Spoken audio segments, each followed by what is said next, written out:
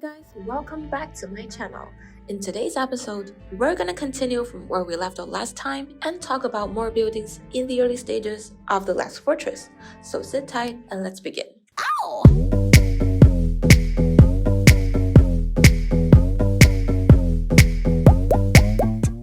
Next up, we have the diner. Now, the diner is the first underground building you'll see after coming to the fortress.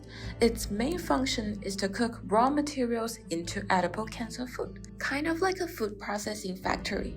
Now, in the early stages, because you only have a limited amount and kind of resources, you can only cook some really simple food. But as you move along with the game, you will have more access to various ingredients, which in turn allows you to cook more efficient cuisine. Now, by leveling up the diner, you can increase your cooking speed and the storage limit of food. An important thing to note is that the amount of food available in the fortress is closely related to the mood setting. Sufficient amount of food can help raise everyone's mood and keep the survivors to stay and continuously work for you in the fortress. You'll need these people to generate the materials and food you need in the early stages and maintain a steady circular workflow. FYI, some of you might be getting the notification saying that some survivors have escaped from the fortress every time you get online. That's because you didn't have enough food for everyone in the fortress, so don't forget to tell Emma to cook some dishes while you're online. Moving on.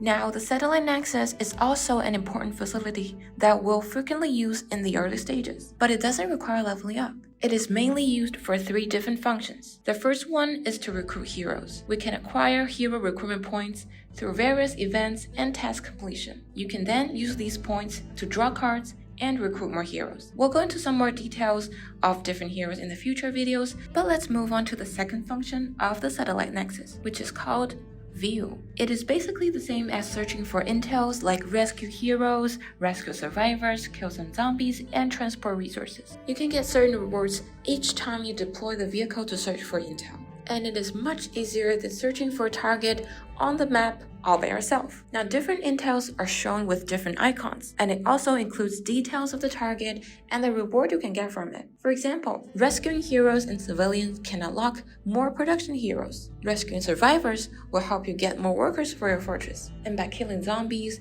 and transporting resources, you can get quite an amount of supply, items, and screw nuts. By the way, screw nut is the only required material for leveling up the radar. For your attention, elite zombie army like this usually rewards medals of different quality, and medals are really useful for increasing hero skills.